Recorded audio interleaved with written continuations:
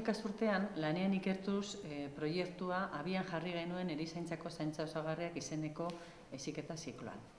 Proiektu honekin zera nahi dugu. Erizaintzako laguntzaileak begi ikertzaileekin aztertzea euren lan esparruan. Eta bertan antzematen dituzten beharretarako konponbide tekniko edota teknologikoak antzematea behar horiei erantzun ahal izateko. Honekin ezin nahi ditugu profesional inplikatuagoak eta motibatuagoak. Adibidez, iaz proiektuan parte hartu zuen talde batek zera proposatu zuen.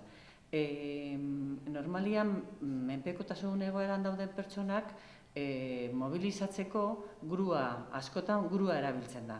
Baina gaur egun grua horiek aurrera eta atzera bakarrik egiten dute.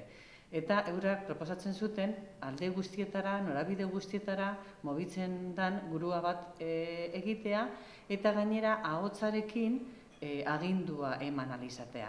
Zergatik? Azkenean pertsona mobilizatzen duzunean behar duzu eskubiak libre izatea.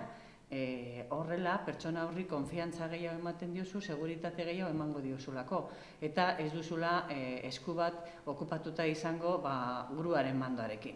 Horlako konponbide tekniko eta teknologikoa antzemateko proiektua da. Eta iaz egindako esperientzian oso positiboa izan zen gurekin parte hartu zuten profesionalen iritzietan. Aukera izan genuen mundu horretan dabiltzaten adituak, hau da Teknalia, Salud Nova, Ikerlan, Etorbizi, horrelako enpresetako profesionalak etorri ziren ikasle hauek egindako lana ezagutzera eta benetan oso garrantzitsua jo zuten egindako lana.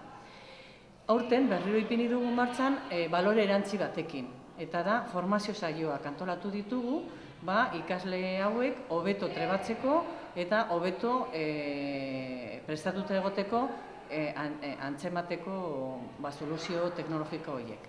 Informazio gehiago gure web orrian dago eta izena emateko aukera ere bai.